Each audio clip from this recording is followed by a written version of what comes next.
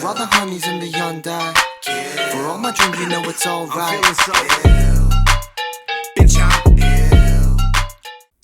Yo, what's good YouTube? This is Sam from Mammals Gaming, here to talk about a couple different things. Mainly in particular, the state of current modern Yu-Gi-Oh! And how it's affected the player base. Because if you heard the news, EUWCQ 2023 champion Jess Robinson just posted a video today going over why she feels the game has declined in enjoyment, and why she is taking a break or indefinite hiatus from competitive Yu-Gi-Oh! Just gonna go over a couple things. I made a little quick slide deck going over a couple points, and once again, for the full story, go to Jess's channel, link in description below, and watch her video yourself so you can have the full picture of what's going on. We'll go right into it with the current state of modern Yu-Gi-Oh! One of her first complaints that she had was blanket and floodgate effects. So cards like Dimensional Shifter, cards like Ghost Sister and Spooky Dogwood, as well as Mulchummy Perulia, the new hand trap that just came out in Infinite Forbidden. It's no surprise that these cards are very strong. In particular, a surprising one that's, one that's come out of the depths recently is Ghost Sister and Spooky Dogwood. And this is purely because of time rules. The way that Ghost Sister and Spooky Dogwood works is you can activate in hand as a quick effect, and for the rest of the turn, any special summons your opponent does is gaining you life points equal to the original attack of that monster. Again, great card in time. With the way that Yu-Gi-Oh! Is going right now, with turns taking so long, a lot of games are going into time. And Ghost Sister and Spooky Dogwood is one way to mitigate your loss by winning in time or drawing. It's a frustrating card. Nobody really seems to want to play it. It's kind of a necessary evil, so to say. But that card in particular was very prominent within the top tables at EUWCQ this past weekend. Now, why would this be frustrating? Because it's not a way to win with skill expression. Now, Yu-Gi-Oh! Is a game that people love because it's infinitely high skill ceiling with a lot of interaction and a lot of different creative ways that you can win. Cards like Ghost Sister and Spooky Dogwood kind of take that out of the equation and have you win due to a time mechanic. Now, Konami's time rules starting in 2018 have been a point of concern and debate for a lot of people, and the majority of people do not like the way it's done. I understand why it's done, because events take forever. Sometimes you're starting at 10 a.m. ending at midnight, and with the old 1, 2, 3 turn rule that they had, it was just not sustainable in the long run. But with that being said, cards like Ghost Sister and Spooky Dogwood it's a cheap way to win. I'm not going to really say much more than that. Now, another card that was mentioned was Dimensional Shifter. This is a card that I personally hate. I think it creates very unrealistic and unfun game states, and it's really only supposed to be a strictly anti-meta card. I think when it originally came out was during TOS format in 2018. Again, 2018 being a pivotal year for some of these cards coming out. Dimensional Shifter reads that any card sent to the graveyard is banished for 2 turns. So it's not just your turn 1, it's also your opponent's turn. Now, this card is obviously very powerful because graveyard manipulation is very strong in Yu-Gi-Oh! And when you take that out of the equation, remove the graveyard from play, a lot of decks become useless. A lot of plays just end right there, especially because cards that require cards to be sent to grave for cost cannot activate under Dimensional Shifter. So, prime example right now is Snake Eye Ash, Diabell Star the Black Witch, and the original Sinful Spoils, are just to name a few. Need them to be in graveyard on activation to resolve their effects. This card has also been a point of debate and contention for a long time. A lot of people really dislike this deck, especially for the strategies that it's played in. Decks like Cash, Flu, and most recently Tenpai, Ritual Beasts. Just creates unfair game states. I just want to talk about, let's take some time to talk about these effects. obviously, Yu-Gi-Oh! Is most fun when there is back and forth. That's why people play this game over games like Pokemon and One Piece, which is a point I'll go into later on. But Yu-Gi-Oh! Has interaction on both turns. You are not just limited to waiting for your opponent to do something, which is why hand traps have become so powerful and prominent in today's modern game. However, when you have hand traps in the form of Spooky Dogwood and Dimensional Shifter, it kind of becomes one-sided. Generally, the decks that can play Dimension Shifter do not care about their graveyard, which is why it's so good. It's almost like it doesn't matter if their cards go to graveyard or not. However, for the opponent, it may end the entire turn or lose the game outright. And so for one card that is not searchable, not an engine, to have that much of an impact on the game state, it feels a little unfair. And I always see that the argument for a card like this being so good, or needing to be in the game, is because decks today are too good, which is another point that just goes into a big problem right now is one card combos. Now, one card combos were a thing for a while now with, cards like Alistair, with the invoked strategy, with cards like Sky Striker Ace Ray being a pseudo one card combo, Salamangreat having one card combos, and it had been something that has been creeping up slowly for a long time. However, right now it almost seems like if your deck does not have a one card combo, it cannot compete, and that is largely in part to the best deck in the format, the big elephant in the room, Snake Eyes, and subsequently with the new release of info, Snake Eyes Fiendsmith. This deck is way too good. This is something that I personally played, and a lot of my teammates also played for EUWCQ, which was the weekend that info came out. And I mean, I'll be honest, the winner, Aditya Darap, said it himself. The deck is so good that you can make a bunch of misplays and still win.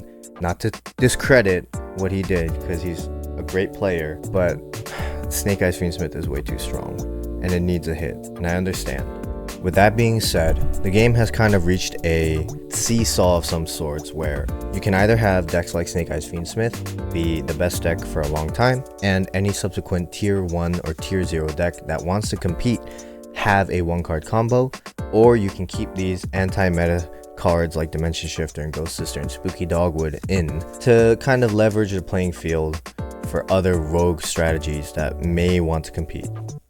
A big one that also had a lot of representation in terms of rogue or tier 1/tier 2 strategies was, well, there were two decks in particular. I guess three. One would be Tenpai Dragons, which is arguably the second or third best deck in the format, and the other was Gimmick Puppets. Now, Gimmick Puppets is, by all means, an FTK deck. FTK meaning they win the die roll, they go first, you have no interruptions, they will burn you for 8,000 life within their first turn, so you do not get to play. Gimmick Puppets also got a field spell, similar to Tenpai's field spell, where it says you cannot target Gimmick Puppets on field with card effects, or something of the sort. To be honest, I haven't read it. All I know is that you can't interact with the card. Regardless, I got a lot of recognition at EUWCQ as Team Sam lost to it on stream, playing Yubel Fiendsmith, the second best deck in the format as it stands, and the third deck being Ritual Beast. Now, two of the three strategies create uninteractable gameplay. Tenpai being an OTK deck that refuses to let you do anything. With main phase 1, they have unaffected dragons on field because of the field spell, and in battle phase, when they try to OTK you, they can make Transcendent Dragon, which says you cannot activate card effects. With Gimmick Puppet FTK being another one where you cannot play because you lose. Now, Ritual Beast may seem like an option, a rogue option that is healthy for the game and is a good thing for the game. However, they tend to play a card called Dimension Shifter because they do not need a graveyard. Now, Ritual Beast went ahead to go into the finals of EUWCQ. It was a final between Ritual Beast and Tenpai Dragon. Not the final match that people were expecting, but something that wasn't completely out of the ordinary, as both decks are pretty strong into this format and fare well against the Snake Eyes strategy. Now, all that being said, Snake Eyes Fiendsmith is kind of the root issue. I understand. We all understand that Snake Eyes is a problem for the metagame. It's a problem for the format. It's a problem for Yu-Gi-Oh! As a whole. However, as I was saying before, we kind of run into this catch-22 now.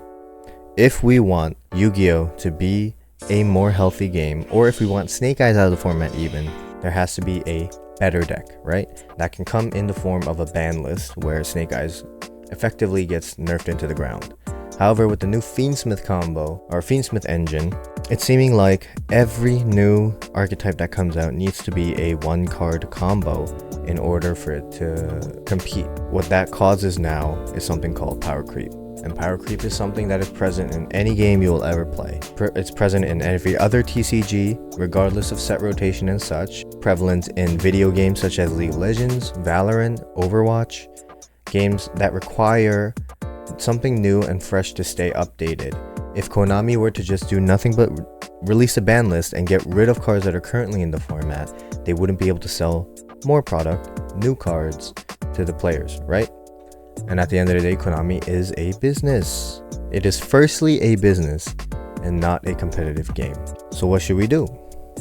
Well, that is entirely in the hands of Konami, which is why so many of the top players, and not even just the top players, but all players in general, are frustrated with the game, because we all fear that there is this catch-22. There is this imminent end that we are fearful of. Going into the Nats format, I'll talk about my experience in particular with the game. So I have a deck profile on Mammals Gaming where I go into my experience a little bit. Essentially, I made it to day 2. I was doing well. I was X2-1 going into round 11. I lost with a deck check, resulting in a game loss because there was a errant card in my calculator case. I won't go into that whole story. You can watch a deck profile for that, also in the description below.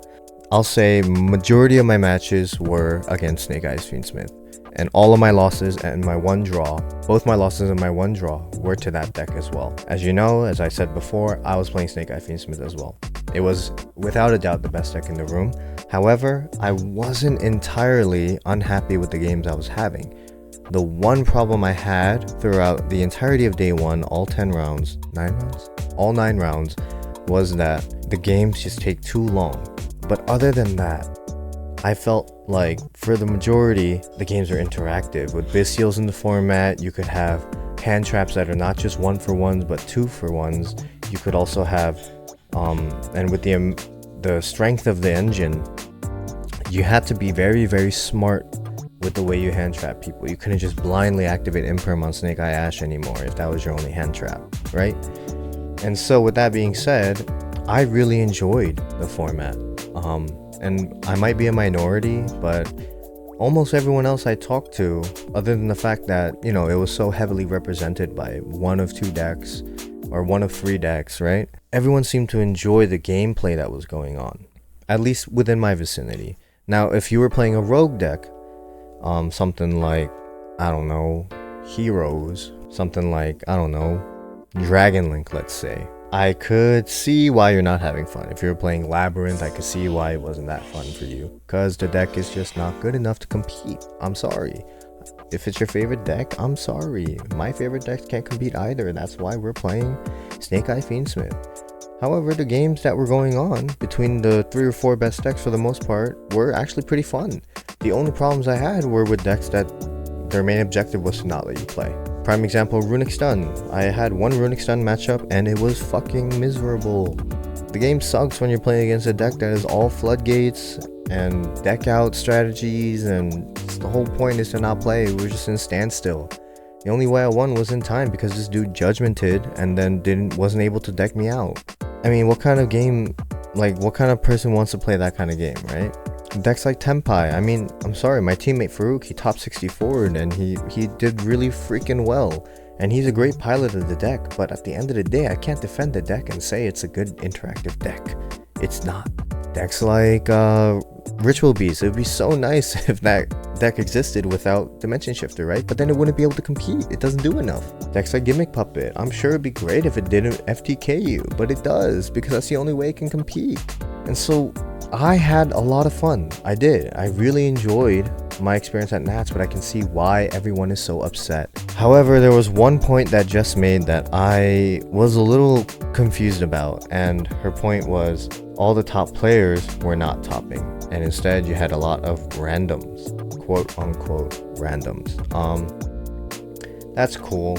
I could see where you would think that.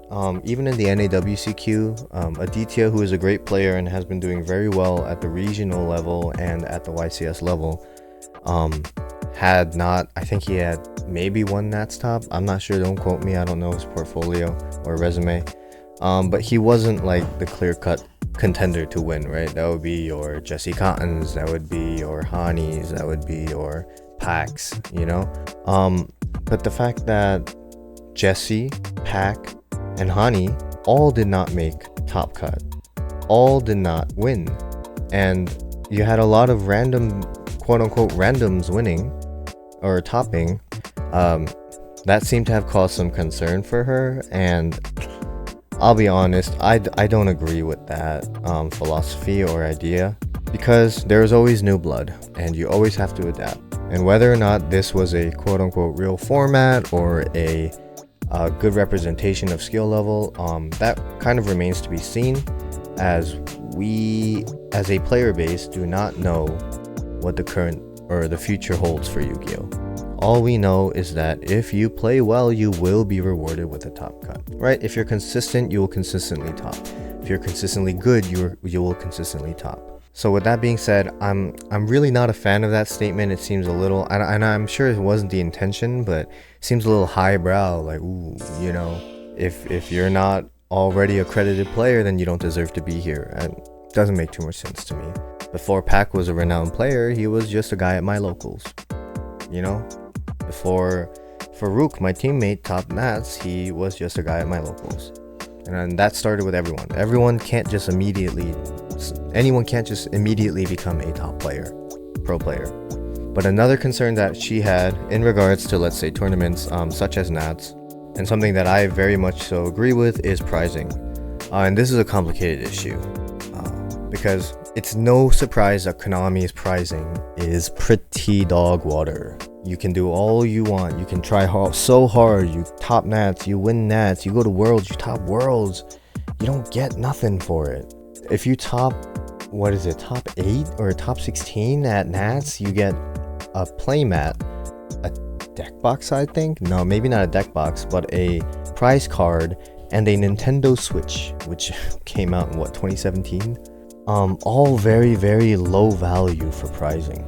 And for someone like Jess, for someone who consistently goes out to events, flies out, gets hotels, pays for the cards, plays for hours and hours and tests, I can see why that would be kind of almost degrading. And we can all sit here and say, oh, Kazuki Takahashi didn't want cash prizing for his tournaments. And that's all fair. You don't need to have cash prizing. But the current pricing that we have is absolute dog water. And I can go into some of the reasons why. For example, let's talk about Yu-Gi-Oh! Versus other card games that are out right now, and namely the card games that a lot of pro players in our scene are leaving towards. Namely, the two big ones being Lorcana and One Piece. Lorcana is Disney's card game, and One Piece is the One Piece card game made by Bandai. Both of these are very profitable. If you are good at these games and you consistently top, you can make a genuine living. Because these prize cards, not just the prize cards, but the pricing in general is insanely nice compared to Yu-Gi-Oh! You can make tens of thousands of dollars off of one win. You can almost make a living if you're that consistent, but I mean, let's not get into that, right? The big thing I have to say about that is, let's compare them at face value. If you were someone who didn't know about any of these card games, you didn't play a single card game, and you looked into Disney, One Piece, and then Yu-Gi-Oh! One of them is not like the rest, and that is Yu-Gi-Oh! Because Yu-Gi-Oh! Has something called a weak IP. Now, this is a phrase that's not official. I'm just coining it right now because I don't know what else to call it. But the IP of Yu-Gi-Oh! Itself is not as iconic as something like, say, Disney or One Piece. One Piece being the most sold manga of all time, with a huge fan base, and Disney being the conglomerate that it is in terms of in the entertainment industry. If you were to see Mickey Mouse, Luffy, and Blue Eyes White Dragon next to each other, I mean, 90% of the people, the average people, will not know the Blue Eyes White Dragon, but they'll know Mickey and maybe Luffy, you know? And so when Konami makes these prize cards, it's hard to keep giving out the same, let's say, the biggest IP that they have, which would be Dark Magician or Blue Eyes. It's hard to keep giving those out because nobody wants those cards. They're not very profitable. The IP is not, the collector's market is not that big for it. How would you even sell something like this? However, with Disney, even if you're not a player in the card game, if you're that obsessed with Disney's IP, you see Disney adults everywhere on TikTok, you're going to pay for this stuff. If you're a huge One Piece fan, which there are millions, you will pay for One Piece memorabilia regardless of whether or not you play the card game. And I see this all the time with people, especially because I live right next to a Mitsuwa over here in Jersey, where the official Bandai One Piece store is. You see the lines that form anytime there's new product in that store. I mean, it is around the entire building. And I guarantee you, most of those people don't play the card game. They just want the memorabilia. Yu-Gi-Oh! Doesn't have anything like that. Even if they were to print Blue Eyes and Dark Magician for the rest of the game's existence, which, I mean, it seems like they're trying to do with this year's Megatins, it just wouldn't sell nearly as well as something like Disney, Pokemon, or One Piece. Pokemon, another one that I forgot to mention earlier. So with that being said, it's really hard for Konami to give us, the players, ample pricing without giving us strictly cash, which then brings into the morality of it, as it is a children's card game, as well as the wishes of Kazuki Takahashi, its creator.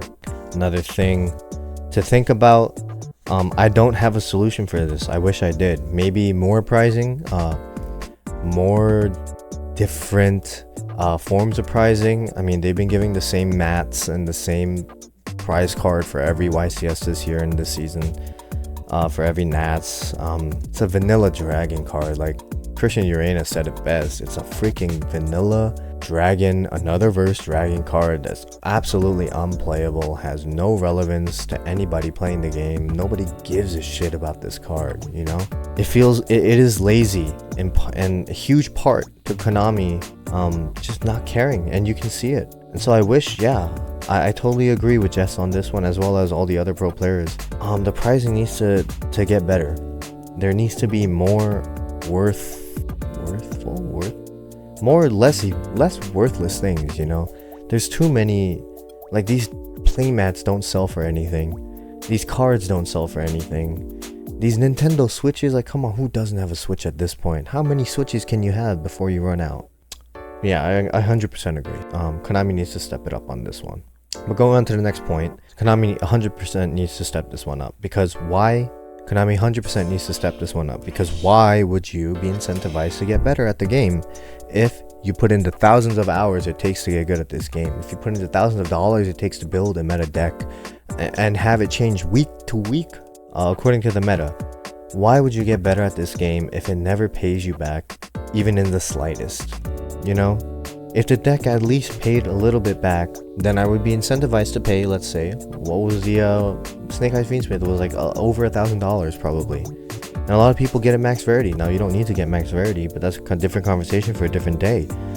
Why would you be incentivized to try? It seems like you're not rewarded for putting in the work. And again, you could make the point that it's a hobby.